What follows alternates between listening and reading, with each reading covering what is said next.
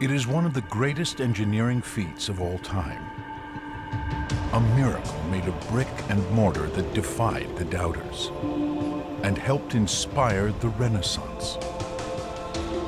The dome of the Florence Cathedral, built 600 years ago by a goldsmith with no training as an architect, who dared to attempt the impossible. He constructs the dome at a time where the technology should not have permitted it.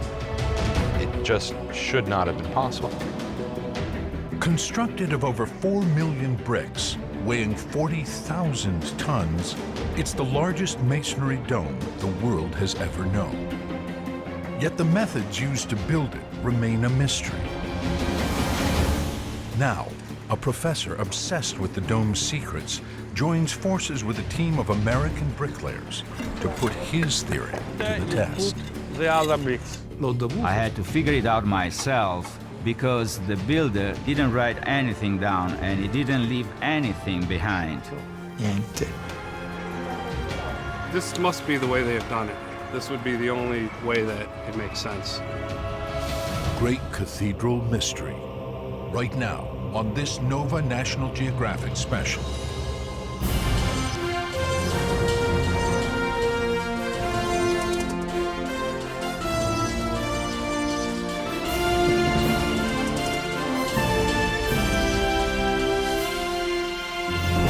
Major funding for NOVA is provided by the following: the David H. Koch Fund for Science, supporting NOVA and promoting public understanding of science, and the Corporation for Public Broadcasting, and by PBS viewers like you. Thank you.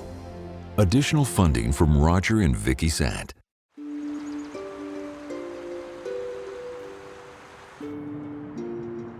Florence, Italy. For centuries, travelers have been coming here to gaze at the wonders of the Renaissance. 600 years ago, this city experienced a creative explosion unlike any other. Visionaries like Leonardo da Vinci and Michelangelo flourished here in an atmosphere that celebrated imagination and innovation. Many believe the Renaissance began with the completion of the city's most visible landmark, the dome on the Cathedral of Santa Maria del Fiore.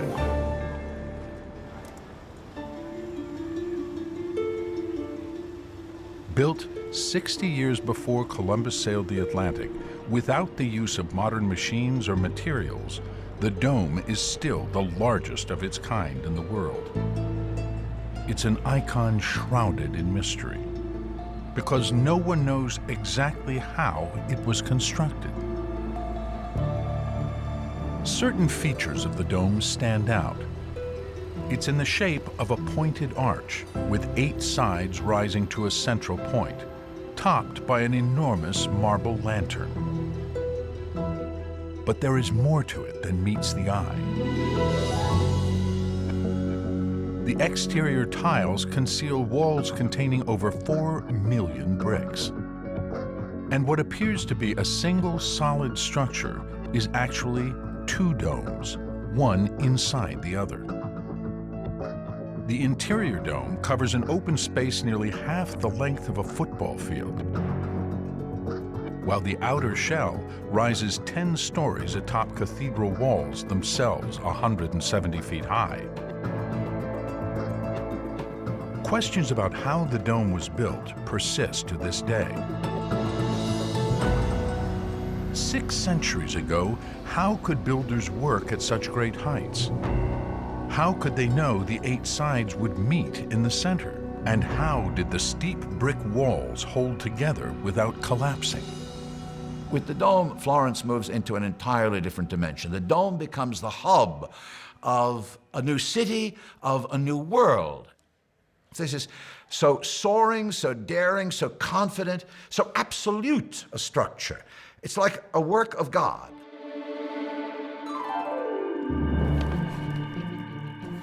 But the dome is the work of a man, one of the most elusive and enigmatic geniuses of all time. His name was Filippo Brunelleschi. Trained as a goldsmith, he had no experience in architecture or building, yet he took on what seemed to be impossible, keeping 40,000 tons of masonry curving through the air without caving in to the floor below. Experts are still trying to understand how he managed to defy gravity. He constructs the dome at a time where the technology should not have permitted it. How is it possible that he built the thing when he did? It just should not have been possible. By all accounts, Filippo Brunelleschi was a suspicious and secretive man.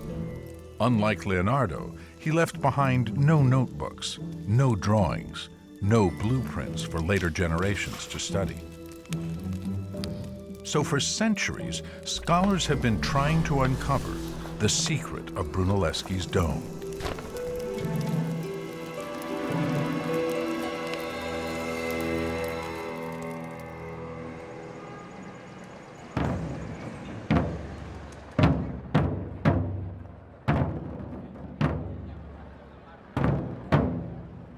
Brunelleschi is so revered in Florence, they hold a parade every year on the anniversary of his death.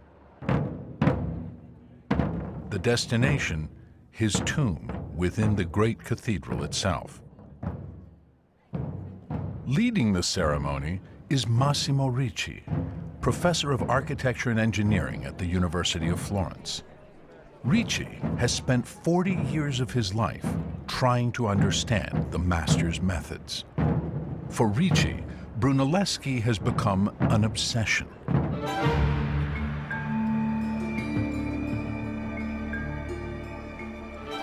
Lo studio della cupola. The study of the dome is so difficult and so daunting because it forces you to deal with the mind that created it.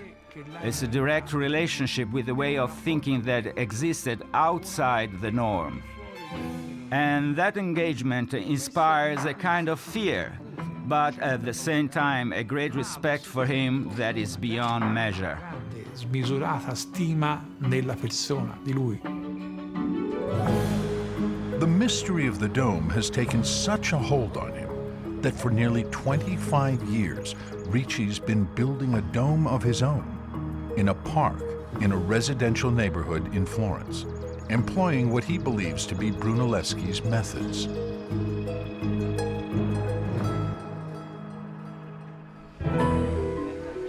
He began construction in 1989. Since then, the model has served as an open-air laboratory, with Ricci playing the role of Brunelleschi and crews of architecture students putting his ideas into effect. Ricci insists his approach is the only way to answer questions that have mystified scholars since the Renaissance. Sono l'unico. I was the only one who felt the need to build a model on such a grand scale, to understand more deeply all the secrets hidden within the dome. Problematiche della cupola.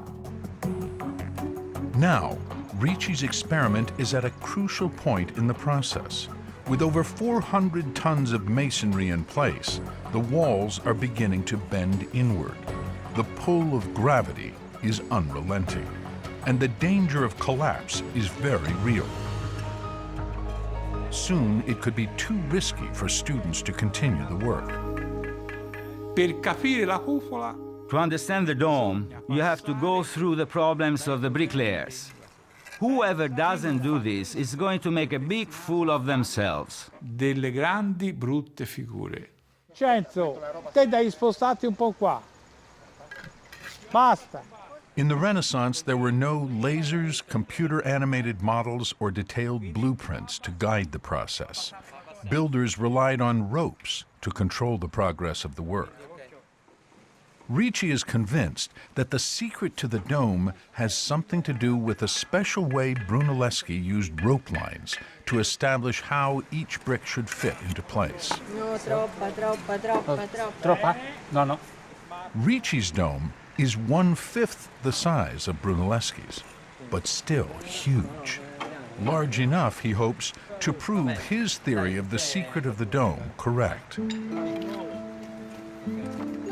I think oftentimes when you have an artist whose personality remains as vague as Brunelleschi's, inevitably what scholars do is to almost assume the role of the artist. What you're trying to do is to put yourself into the mind of the architect.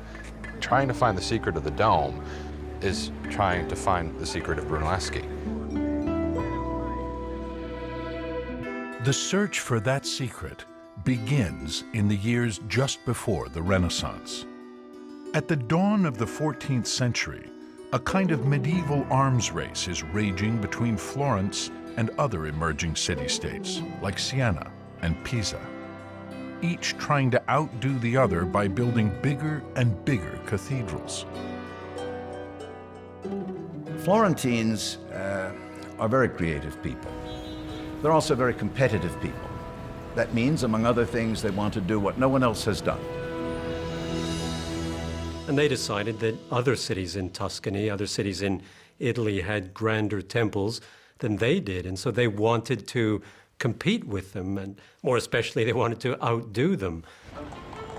In 1293, the city leaders of Florence form a committee to oversee the construction of a new cathedral. They want theirs to be different from any other. Florentines dislike the look of the Gothic cathedrals that have been spreading across Europe for over 100 years. They consider them too cluttered, with their walls propped up by flying buttresses and their many tall, pointed spires.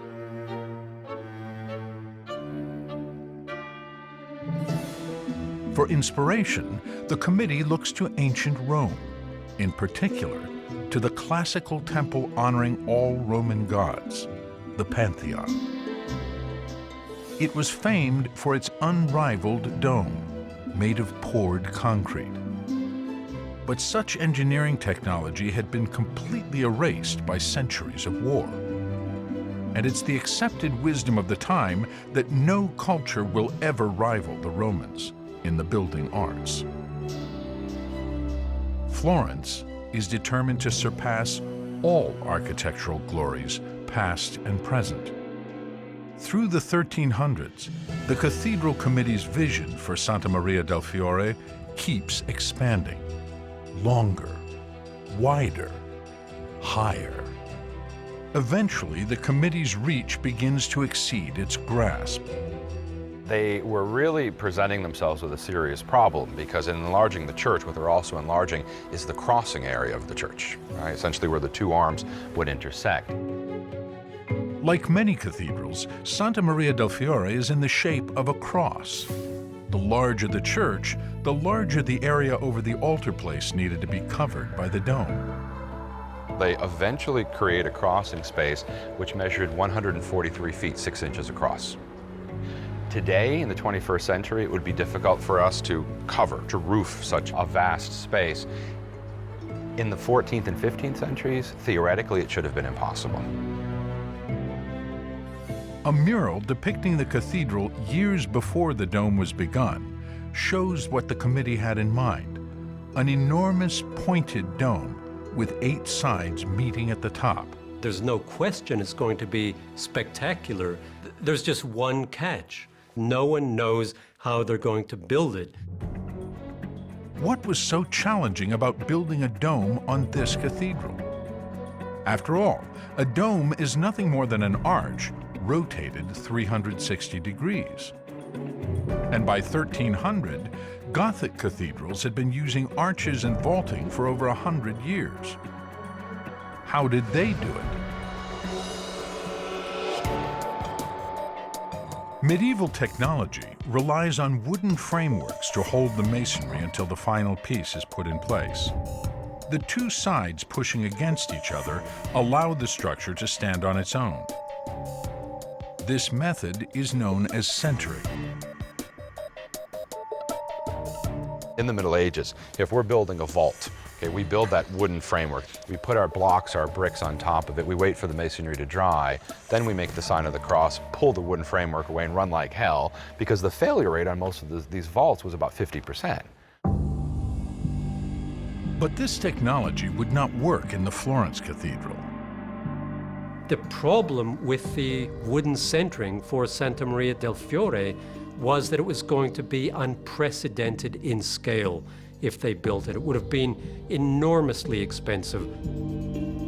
The area beneath the dome is so high and so wide, just building the wooden framework to support the masonry would have taken hundreds of trees, years of construction, and huge amounts of money. Unless someone, someday, invents a way to keep curving walls in place as they rise, the dome will never be built. I mean, for me, the most extraordinary thing about the construction of the cathedral is undertaking a project that you knew fully well you did not have the technology to complete. By the time Filippo Brunelleschi is born, the cathedral has already been under construction for 80 years, with no solution in sight to the problem of the dome. Brunelleschi spends his youth being trained not as an architect or stonemason, but in a trade that continues to flourish in Florence to this day: precious metals. It's a path followed in later years by many artists, including Donatello and Leonardo da Vinci. He began in the workshop when he was 14 years old, his father's friend's workshop. He apprenticed until he was 17 or 18, and he learned all the techniques typical of the Florentine tradition.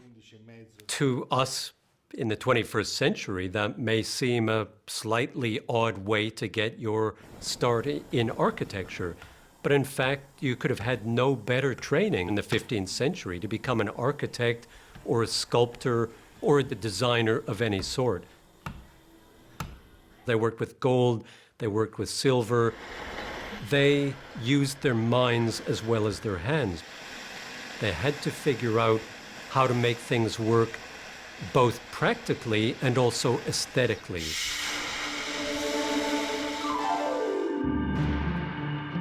Brunelleschi first attracts public attention in the year 1401. Just 23, he enters a competition to decorate the most revered building in all of Florence, the baptistry. For centuries, Florentines, including Dante and the Medicis, have been baptized here.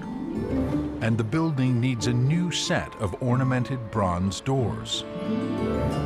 And Filippo Brunelleschi, being very ambitious and very talented, threw his hat into the ring.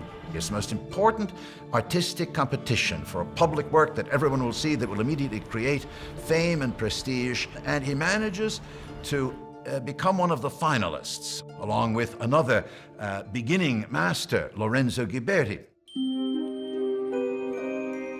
The competition involved casting a trial panel, making an experimental piece to show what you could do. So everyone was given the same amount of bronze and told, go away to your workshop and make us something.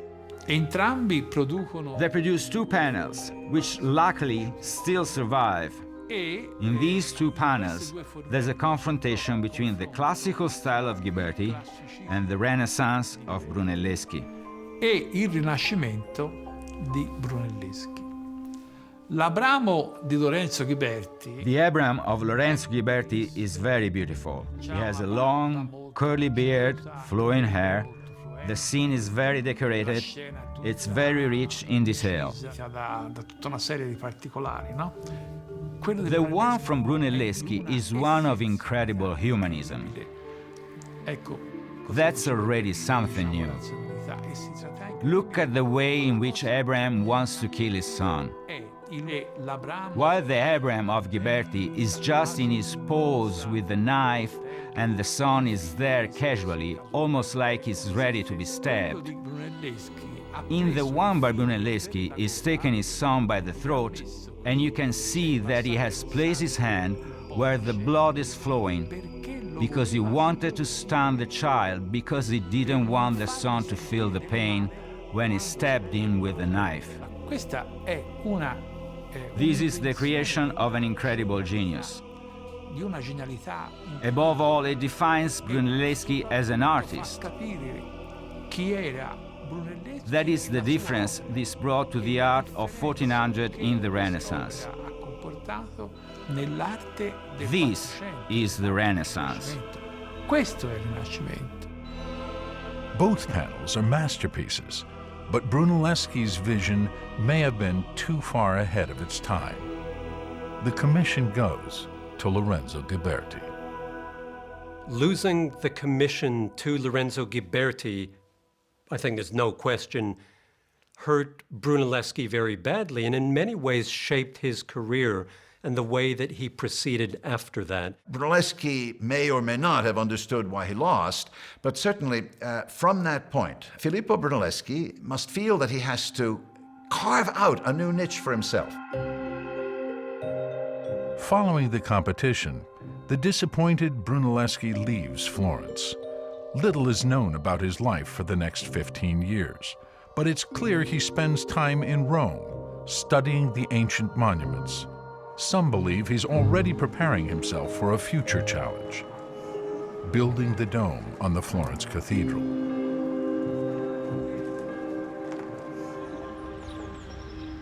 Here in the nearby park, Massimo Ricci's dome is at a critical point. He and his helpers are preparing for its biggest test yet. With the walls increasing in height, Ricci is concerned about having his students continue the work.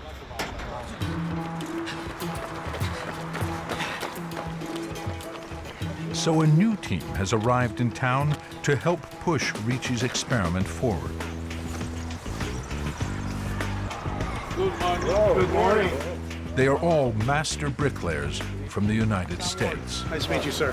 Dave Wysocki. Good morning. Don Hunt, nice to meet you. I think we're starting here. They're members of the International Masonry Institute, an organization that trains workers in the craft of bricklaying. 1/4 inch, 1/2 inch, however many millimeters it is. No inches here. No, it's millimeters. Yeah, sorry. Each one has more than 20 years on the job. Not in Florence for the food or the works of art. They are here to lay some brick. There you go, perfect. The bricklayers understand the basic structure of Brunelleschi's plan. The 8 corners of the dome, where the walls meet, act like the ribs of the dome. Once these corner ribs meet at the top, they form powerful arches. Together with smaller interior arches, this goes a long way toward holding the 40,000-ton mass together. Basically, it's a series of 4 Gothic arches that come up this way. So if you see this rib here, the opposite one there is going to come up, like that. So you've got a series of 4 Gothic arches that all should meet in the middle. That's the key. Working on the model, the Americans will be confronting the key mystery of the dome. Until the curving walls connect at the top, what keeps them from falling to the ground? And what magic did Brunelleschi use to defy gravity? I've built a lot of things from stadiums, baseball, football, but I've never ever worked on something like this. We use different mechanisms to hold arches in place, and once we're done, we take them out. But this is freestanding, which I've never, ever seen construction like this before. Their first task will be to literally learn the ropes and begin to understand Ricci's theory. They are very okay.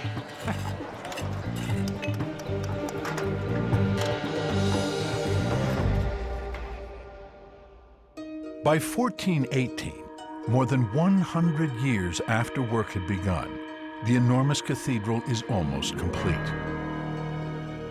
It's bigger than any other in the world. But without a dome, it is in danger of becoming the world's largest joke. It's clear the people of the city were worried about this problem. All the Florentines were talking about it. They knew very well that they risked looking bad in front of their rivals. They realize that building has got to the point where they cannot put off any longer how they're going to build this.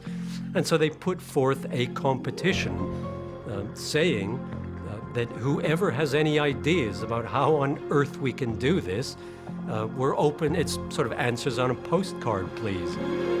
They didn't have any idea what they were going to do. Non sapevano che pesci prendere. Proposals for the dome come pouring into the committee, but they all share a fatal flaw. They depend on using wooden framework to keep the bricks in place during construction. Only one candidate promises to build a freestanding, self-sustaining dome, Filippo Brunelleschi. He tells the committee he has figured out a way for the dome to stand on its own, even as it is curving inward.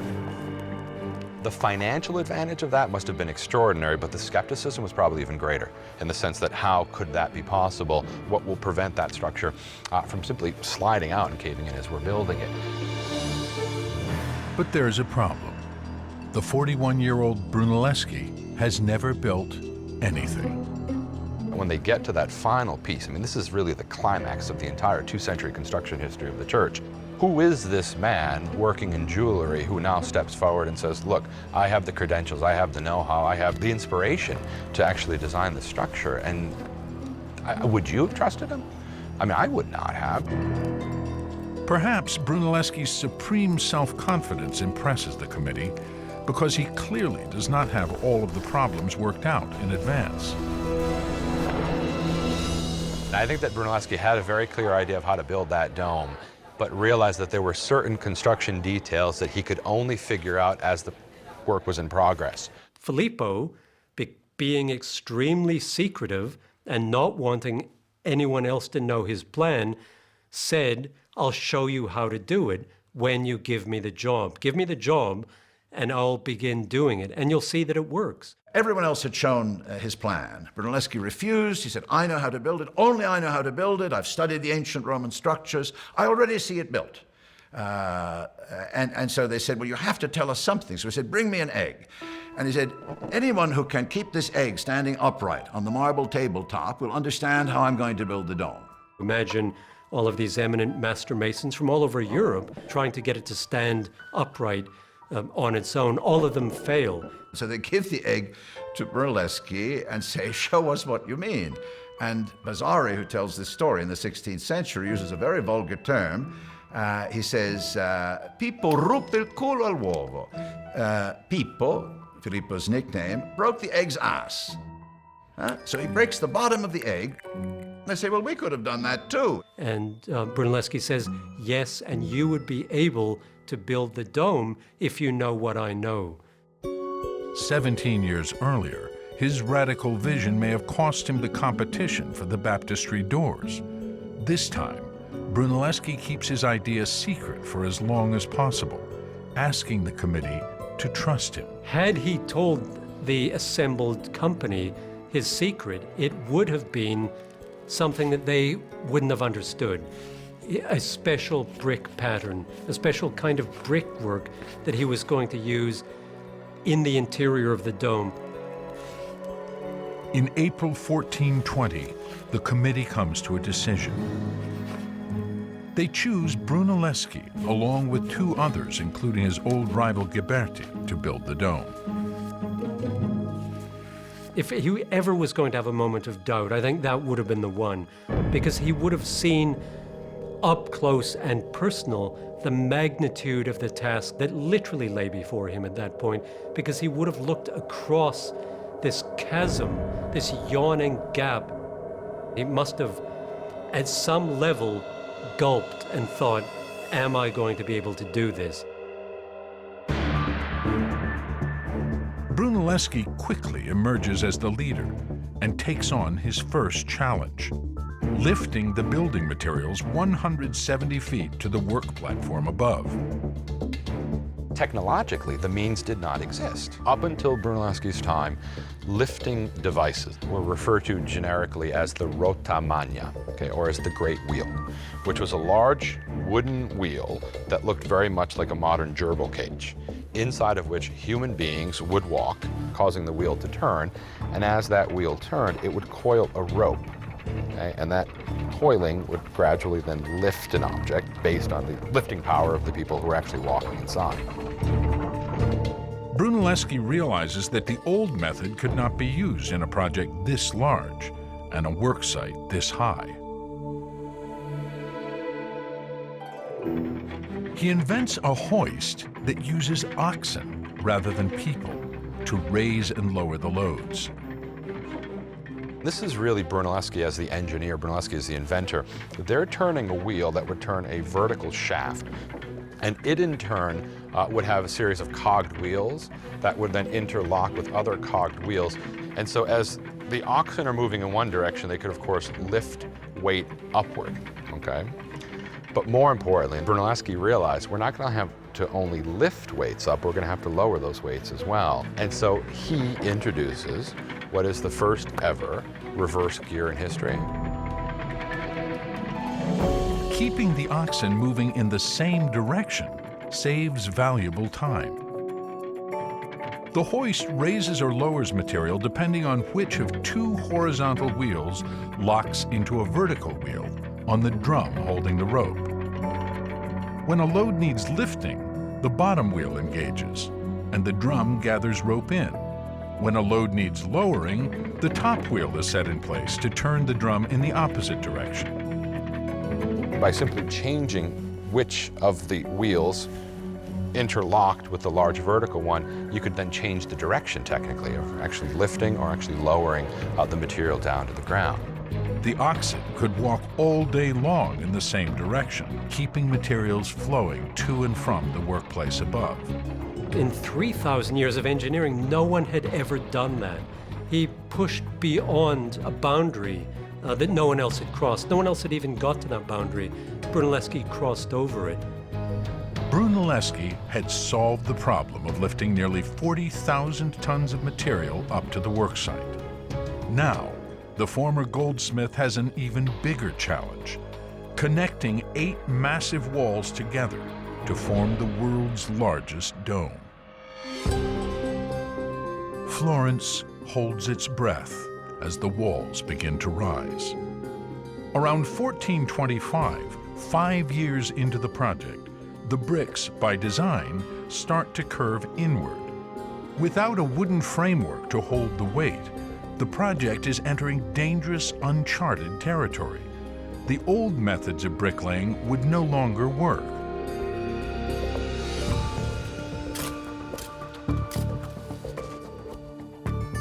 Most walls are built by simply laying bricks along straight lines, one after another, layer upon layer.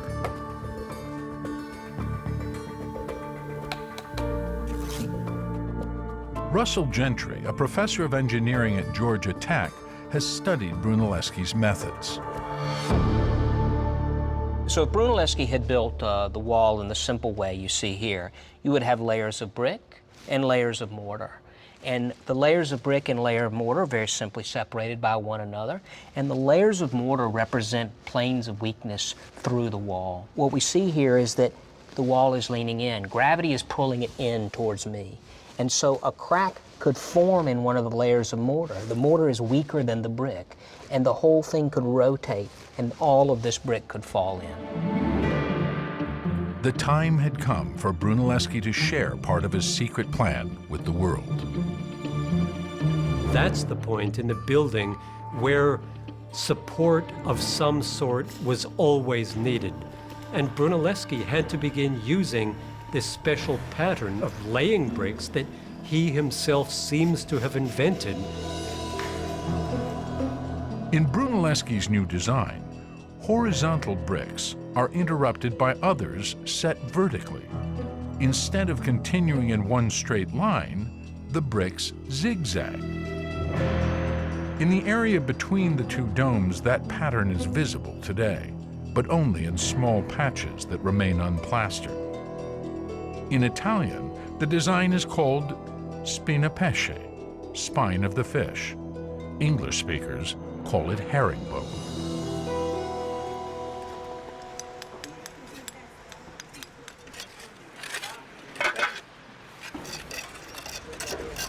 I think we're having spina fiscia for a dinner. The herringbone design is even easier to spot in Massimo Ricci's dome. The pattern is simple. And it's a method the American bricklayers catch on to rapidly.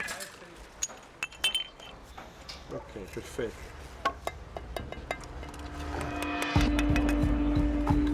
They lay the vertical bricks first. These are the spines. Once the spines are set, the horizontal bricks are then wedged in between the spines, row after row.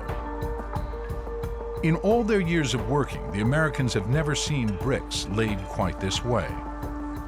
It's completely different. Techniques are definitely way different than what we're used to. This system is pretty amazing, really.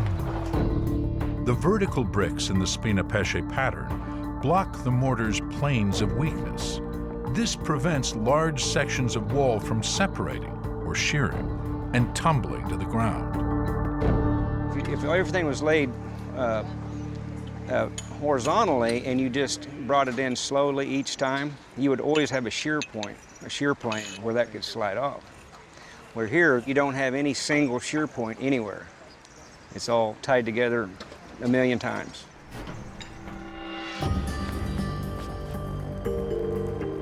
The herringbone brick pattern is so untested at the time, Brunelleschi has had to convince the cathedral board and the workers to allow him to use it. Once again, Brunelleschi is going against convention. He's also asking his workers to trust him with their lives. They were working around about 220, 230 feet in the air, and they were literally hanging over an empty space where if they fell, it was certain death. And so Brunelleschi certainly needed to have his men have faith in him, and they needed to believe that Brunelleschi knew what he was doing. Brunelleschi must have done something to convince the workers to trust this new method. But what? The answer may lie in a building that sits just behind the cathedral, in the very shadow of the dome. It was built as a theater in the 1800s.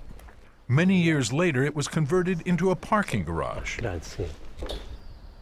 While renovations were going on to build a new wing of the Cathedral Museum, archaeologists dug out centuries of landfill and discovered buried treasure.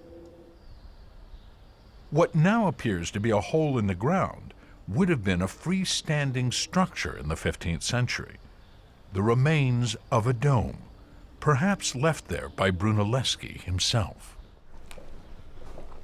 Professor Francesco Guerrieri of the University of Florence is overseeing the discovery.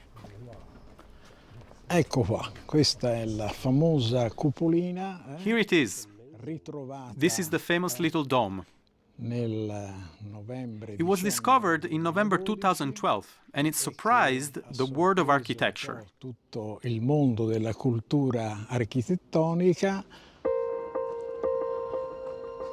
The top has been lost to time, but the inward curve of the walls remains. The little dome's base is constructed of sandstone. The brickwork only begins a third of the way up the wall. This proportion mirrors exactly the design of the cathedral dome. And the brickwork is done in a herringbone pattern. I was immediately excited about it because, having recognized the presence of the herringbone, I immediately connected it to Brunelleschi's technique. And do you think Brunelleschi stood here and said, this is how I'm going to do it, this is the secret to building the dome? Yes, it's very probable that during the construction, Brunelleschi was here to demonstrate the use of the herringbone method.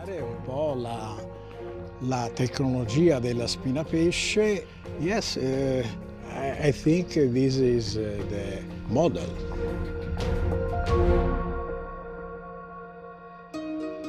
But the new discovery features one obvious difference. It's round. While the cathedral dome appears to have 8 individual walls.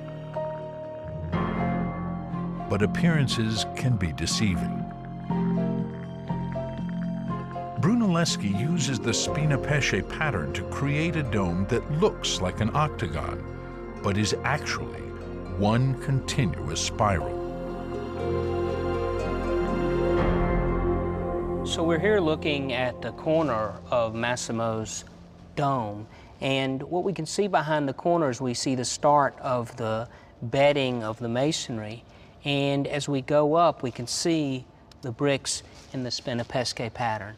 And if you watch carefully, you can see that they start here and they wrap up around behind the corner and continue uninterrupted from one face of the dome to the other face of the dome. By simply turning some bricks on their sides, Brunelleschi establishes a new pattern and achieves 2 important goals: preventing cracks from spreading and binding the 8 walls into one unified mass. The spiral form resists the forces of gravity more effectively than an 8-sided dome. For many, Spina Pesce is the secret of the dome. But the construction of the dome involved many secrets, something the American bricklayers have come to understand from their time with Massimo Ricci. Yeah, but look at that, that's one piece. After 2 weeks on the job, they're ready to compare their work to the real thing. The interior dome is completely covered by a religious mural. Wow. The area between the shells offers only glimpses of key elements. This is the corner rib. See that? Yes. That would be an interior rib. And plaster conceals all but a few patches of brickwork. As you can still see, here's a good illustration of Spina Pesce. Oh, man, this is unbelievable. Yes. It's scary looking, isn't it? It really is. We can't be complaining about anything over a little 1/5 scale, about 10 feet off the ground anymore. No. Okay. On the way down, the workers notice something that escapes all but the most experienced eye. You see this, guys? See how this is coming up to the center, just like on the model? You see that? Yeah. Both of these, that's the horizontal arch right there. The bricks are sloping down from the corner ribs toward the centers of the walls. The massive scale of the dome makes it difficult to see. But the Americans recognize its significance from Massimo Ricci.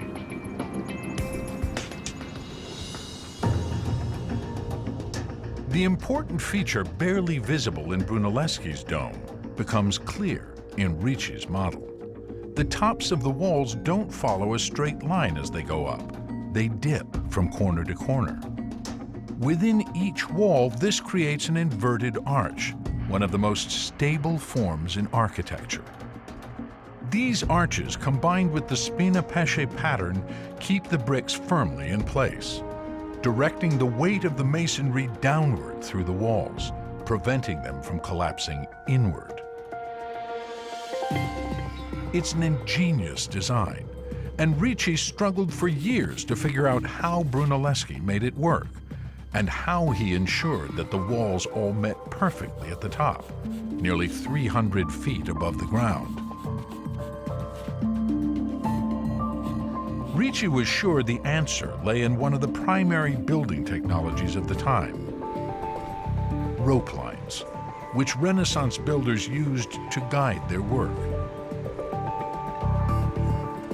If Ricci could figure out how Brunelleschi set up his ropes, he could unveil one of the dome's most overlooked secrets. He knew the guide ropes must have been attached to a large platform built into the base of the dome. But in what pattern? I had to figure it out myself because Brunelleschi didn't write anything down and he didn't leave anything behind. Niente. Ricci sketched out hundreds of possible designs, trying to unlock Brunelleschi's secret.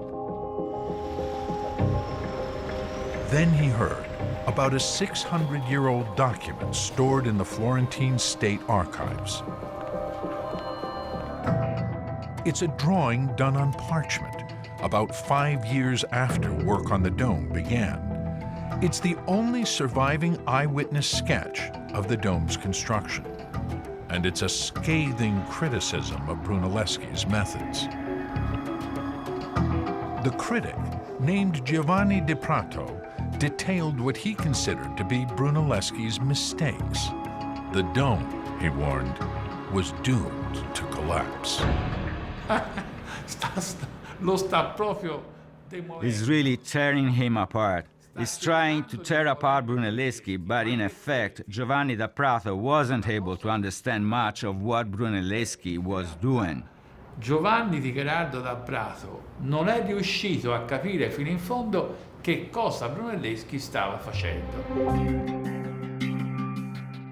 Di Prato may not have understood Brunelleschi's system, but he was thorough in his observations. He carefully sketched the rope lines Brunelleschi was using to guide the construction. More importantly for Ricci, Di Prato also drew the work platform to which the ropes were attached. Here, Ricci noticed something unusual, a thin line curving around the platform. To Ricci, it looked like a flower, and he immediately saw it as the key to Brunelleschi's system. When I saw the platform with the flower drawn on it, I said, well, I'm at the right place.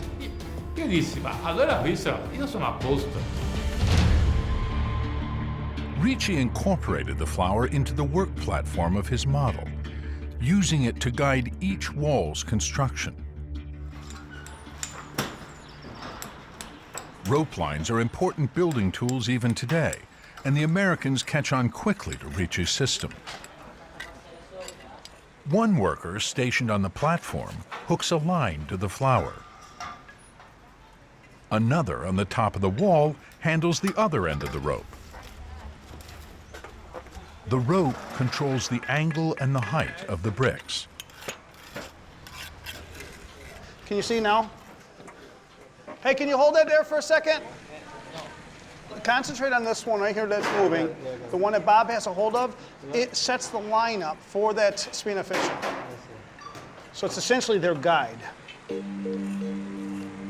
And that's why the shape of the flower is so important. As the platform worker moves the line along the flower, the rope transfers the curve of the flower to the wall. This creates the inverted arch. The walls may be strong, but for the dome to work, they must meet together at the top. One small miscalculation, repeated hundreds of thousands of times, would lead to disaster. Here's the angle, and as you go up, so it should follow that all the way up. Say if this one's not correct, as you get that dome closing up to the top, it's not going to want to hit in the middle. So you might, the dome might be this way, or it might be this way. How could Brunelleschi know his dome was on the right track? The answer is in the lines. Crisscrossing from wall to wall, they establish the center point. And before any rope line guides a brick into place, it must pass through that center. Brick by brick, the walls of Brunelleschi's dome rise until they meet at the top, nearly 300 feet in the sky, and the dome is complete.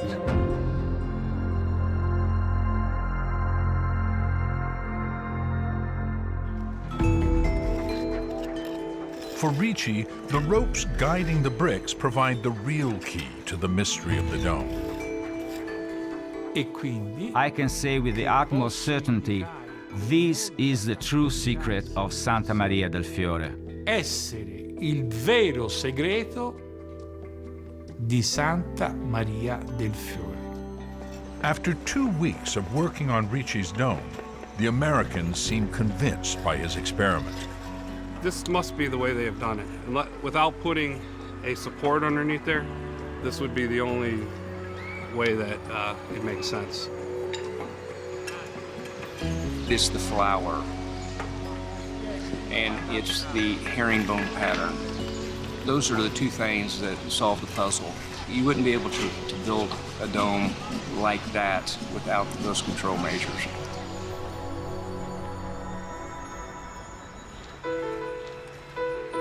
Massimo Ricci has now been working on his dome longer than it took Brunelleschi to build the original. His model will remain an open laboratory for those studying Brunelleschi's methods, and as an argument for the importance of the flower. It's possible that Ricci, unlike his hero, will never see his work finished. That if you look at the dates of the building, 1420 to 1436, 16 years. That's the blink of an eye. That's very, very quick. And it's wonderful to think that he saw it completed. He was able to look at it. He was able to walk past the building and think to himself, I built that, I did that. With the dome, Florence moves into an entirely different dimension. The dome becomes the hub of a new city, of a new world. It is the expression of a self-confidence that no longer knows limits. People need works that can speak to them of their own capacity to dream. Brunelleschi's dome is perhaps the biggest of those works in the history of world art.